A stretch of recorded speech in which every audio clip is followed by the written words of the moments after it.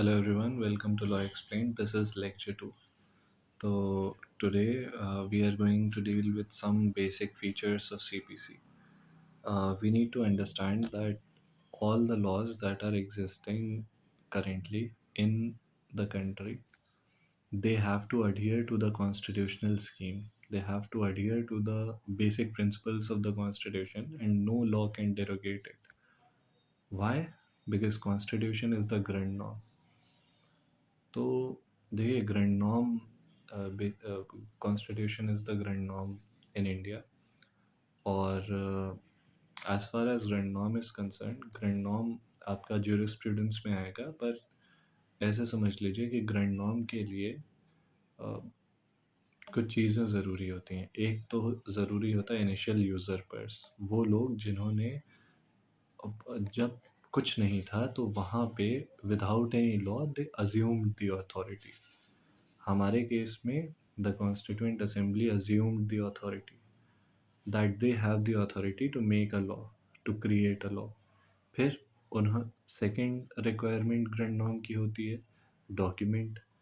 उन्होंने initial user purse ने document बनाया और उस डॉक्यूमेंट के क्रिएशन का जब क्रिएशन हो गया उसके बाद में they that document is for the society और सोसाइटी के अंदर ये बिलीफ होना that this document is the law of the land and this document is absolutely right, we'll be governed by this uh, document of law for the first this is the first order, this is a law first order और every other thing has to adhere to this document। ये जो perception होता है in the minds of the society, ये perception is the grand norm or for Indian context constitution is the grand norm and everything has to adhere to the constitutional scheme।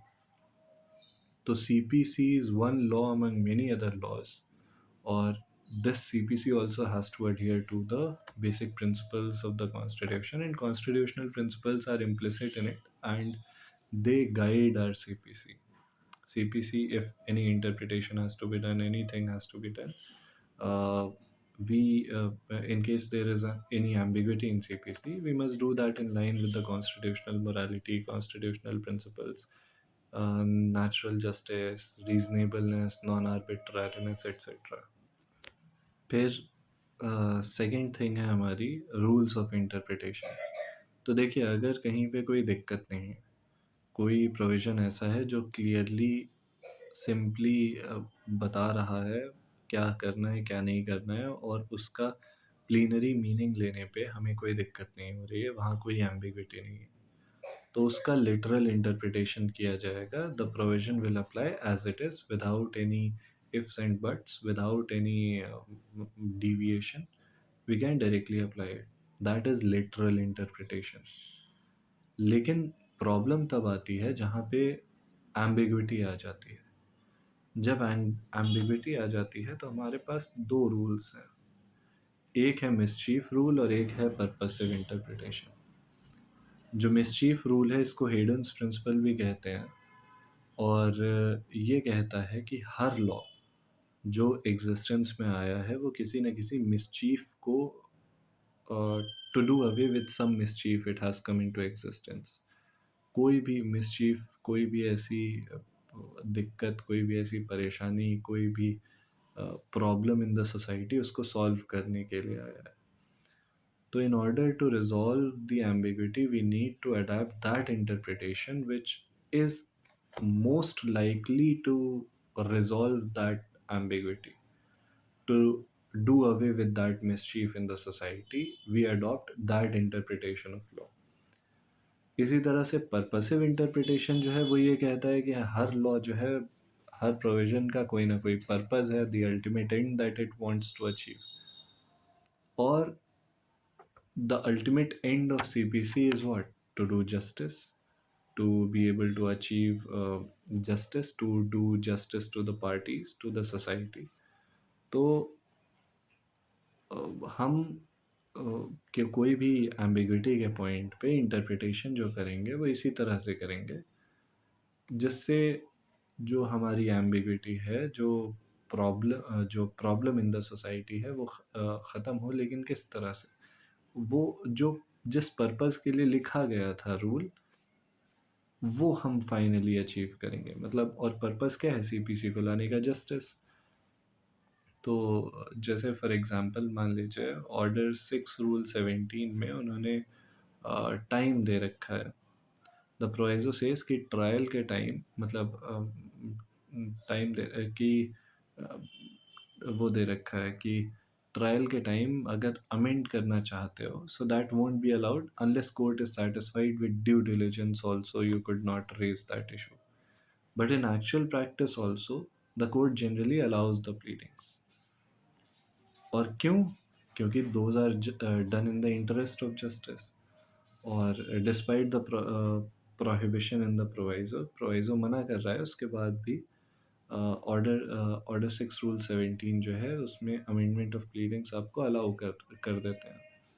तो आप क्यों allow कर रहे हैं? क्योंकि आपको ultimate purpose of doing justice करना है, ना कि ये देखना है कि हम नहीं प्रोविज़ो ने मना कर दिया है तो अब नहीं पॉसिबल है, अब हम करने ही नहीं देंगे। एज अ जज you need to adapt to the purpose of the CPC, that is doing justice, and not the extreme technical uh, interpretation of the statute itself. तो ये हमारा रूल्स ऑफ इंटरप्रिटेशन हो गया। ये इंटरप्रिटेशन ऑफ स्टैट्यूट्स का तरीका है basically. अब थर्ड पॉइंट जो है तो वो है कॉम्प्लीमेंटैरिटी ऑफ ओबिजस एबी रेमेडियम। जैसा हमने फर्स्ट लेक्चर में देखा कि जो आपके पास where there is a right there is a remedy, वो सब तो ठीक है, आपका सब्सटैंटिव लॉ में मिल जाएगा। लेकिन उस राइट को, उस रेमेडी को एनफोर्स कराने के लिए जो आपका पूरा प्रोसीजर है वो सीपीसी में दे रखा है। तो it acts as a complement the to this to this magazine. और CPC read has to be read with Limitation Act, has to be read with Evidence Act. They provide a proper mechanism for enforcement of these remedies of substantive law. फिर जो balancing of interest between individual and the society की बात हम कर रहे हैं, तो देखिए सिविल प्रोसीजर्स में सोसाइटी के भी इंटरेस्ट इन्वॉल्व हैं और इंडिविजुअल के भी इन्वॉल्व हैं। कैसे?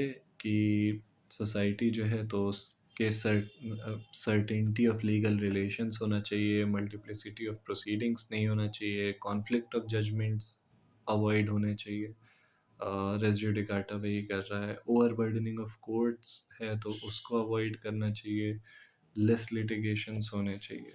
इस तरह से आपका ये कर रहा है।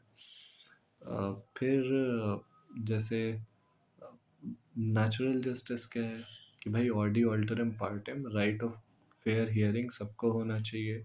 नीमो जुडिक्स एंड कॉजस हुआ, no person can be a जज इन हिज ओन कॉज। ये सारे सीपीसी पे लगेंगे ही लगेंगे। और जो आपके जजेस हैं जो जजमेंट्स पास करेंगे वो भी स्पीकिंग ऑर्डर पास करेंगे। क्यों? क्योंकि वो उसमें स्पीकिंग ऑर्डर मतलब जिसमें रीजनिंग हो।